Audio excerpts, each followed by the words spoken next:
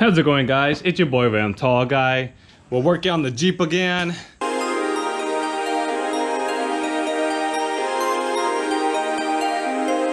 A couple of days ago I was doing the drum brakes and I wanted to replace the brake cylinder and also the brake lines, but the freaking axle and everything, all the components around the axle just completely corroded and rusted, so I was unable to break the bolt free to remove the brake cylinder. So today I'm deciding if we should just sandblast everything and just put a protective coating around everything to prevent it from getting rusty again. Now I'm not sure if I want to. I'm not sure if I want to replace the brake line right now. Maybe I could sandblast it because the bolts, like, you know, cleaned up, and maybe they'll go ahead and pry out. Or should I just coat everything? And that's the other thing. If I sandblast, I don't have a big like air compressor, and I don't have like the best tools to sandblast. So that's the other thing. I'm thinking I'm just gonna go ahead and clean the bolts. If the little air compressor that I have and the little setup I have can remove enough rust to where I can actually paint it and remove the rust completely, I'll go ahead and do that. But I mean, here's the thing about sandblasting. You need a big compressor, you need a powerful compressor, you need a lot of media, you need a lot of tools to get the job done. I don't have that. So I mean, I went on Harbor Freight. I picked up this weird sandblasting bucket. I'm just gonna fill it up with this media I have right here. And I borrowed my buddy's air compressor. So this is just a 6-gallon air compressor. The maximum is 150 PSI. If it works well enough to remove all the rust, I'll definitely go all at it, and I'll go ahead and coat it and everything and make it look, you know, rust proof and all that. Or if it becomes like just enough to get like the bolts clean from the amount of sand that blasts through the little compressor, then I mean, it's still a good thing, because then I can go ahead and remove the bolts of the master brake cylinder, and I can also remove the brake line and just replace that, and I'd be good to go, because I have brand new brake line I want to install. I got a new brake cylinder I want to install. All the brakes, like the drum brakes, all the components have been done already. So I mean, I think it's kind of a win-win. So we're just gonna go at it and see what happens. All right.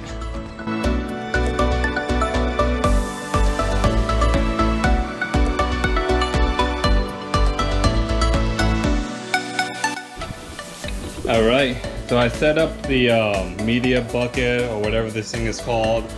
I guess I got it right. All you do is dump in the sand or whatever media you're using to blast in there, and you should make sure the hose is connected, and you run it to this handheld thing, and you put the air in here, and that's it. You press the trigger. It's pretty a simple design. I think there's nothing to it for this portion of it. Alright, so we're gonna get the see if the compressor can turn on, see if it can hold a load, and see if we can get this going.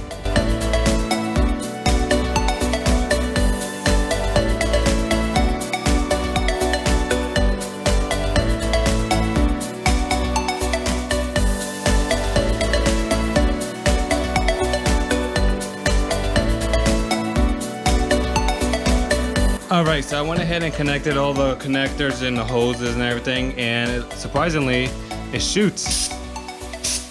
It shoots the media right out perfectly fine. I mean, it's a small tank, so I'm gonna have to charge it multiple times, but it seems like it works. Now, for just basic PPE, I got a respirator, some goggles to protect my eyes. This is the coating I'm gonna spray after. Is an epoxy paint. Is pretty good. It's rust and salt resistant, and the best part is no primer is needed for this.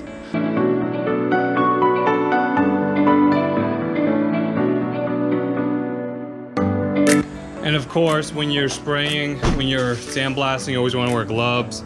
You want none of that sand to get on your skin, because it will burn. It will make some damage in your skin. So wear some gloves. All right, we're gonna go ahead and jack up the car and get to it.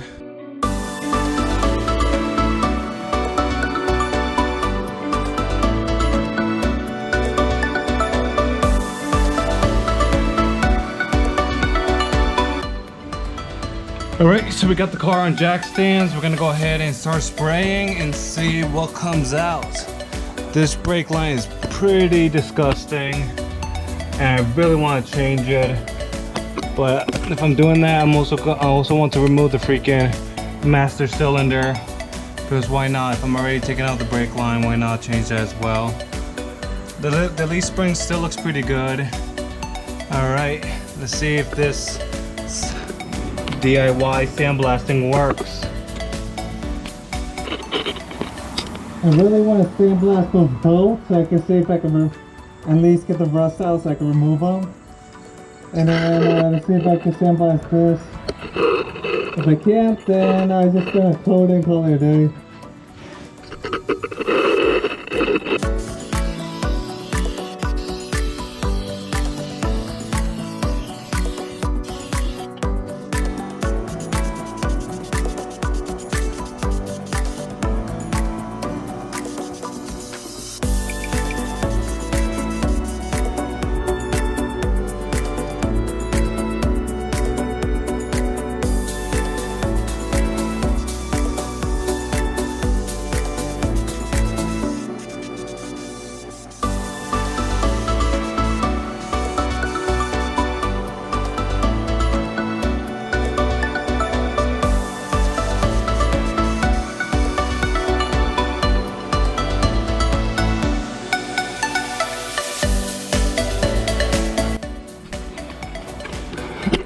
Alright, after spraying for a couple of minutes, this is the result. So actually this setup actually works. The small air compressor and this bucket that holds the media.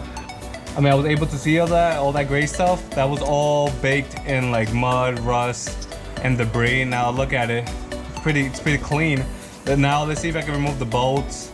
If I can remove the bolts, that could change the master brake cylinder. I could also change this brake line that is rusted. That was my main goal in the beginning. I mean, the sandblaster, I mean, I said it works, but I mean, if you have a bigger compressor, it'll work way better. I mean, you can remove way more rust. But little stuff like this, like, you know, cleaning bolts and stuff like that, this little setup does work. So I will recommend it. If you're just using it to clean up rust for bolts and stuff like that, go for it. You don't need a huge compressor.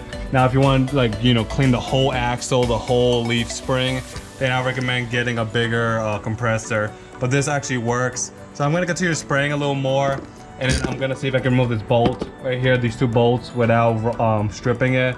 If I could, I'll be a happy camper.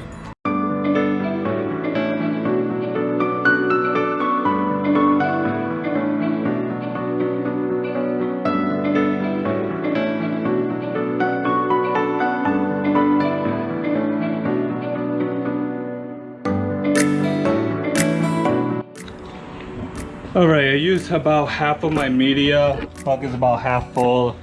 I mean, so far, I mean, the job is coming along pretty damn slow, but it is working. See? Some of the brake lines are already silver again, a little bit. So, I mean, this setup does work. It does keep up. But I said, the job can go way better. You have way more better results if you upgrade the compressor. But the job is coming along. I mean, for like a low budget thing, if you're trying to like remove a rusted bolt and you need to clean it up where a wire brush can't reach it, you could definitely use this method to sandblast it. I think those bolts are so like soft and so worn down that I don't think I can replace the brake cylinder. So I'm just gonna leave it alone. I'm just gonna go ahead and put some epoxy, make it more, you know, rust resistant. And then later in the future, when it fails, I'll go ahead and replace it.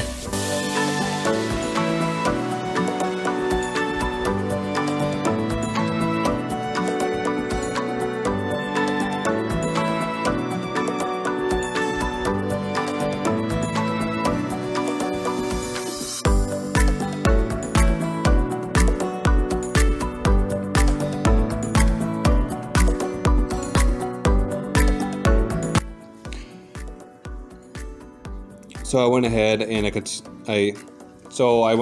I continued spraying the axle and the back of the drum brake for a couple more minutes. I'm pretty impressed of how much rust I removed from the surface. The looks of it looks pretty good right now. Is that if you really want to eliminate all the rust, I recommend getting a bigger compressor and just spray down everything. And once it's on bare metal, then go ahead and coat it. But this rusty axle looks fine right now for me to go ahead and just paint over it. Now the spray I'm using is a enamel epoxy spray, and this is pretty good for rusty spots. All you have to do is just knock off all the loose rust, and then you can go ahead and just spray it. And the best part about the spray is that you don't need to put any primer. This is all in one spray, and it sprays thick coats, so you don't have to spray multiple coats. And the best part is once it dries up, it becomes nice and solid and hard, and becomes really dry, versus other sprays that I used before.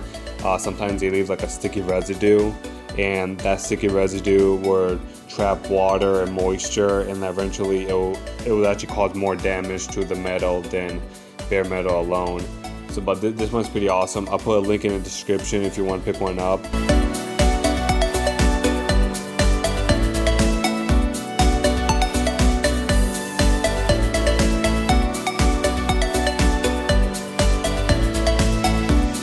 Alright, and I'm gonna leave the Jeep how it is right now. It looks good.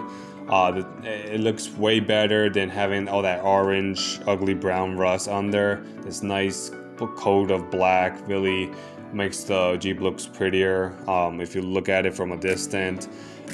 There's more projects I'm gonna work on it later in the future. I said we're still planning to take it off-road.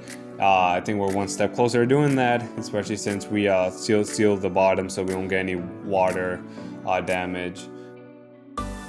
Alright guys, if you found the video helpful, don't forget to give me a thumbs up. Don't forget to share, like, and subscribe. Let me know what other projects I should do on this Jeep. If you have any ideas, just shoot me a comment. Alright guys, have a good one. Bye.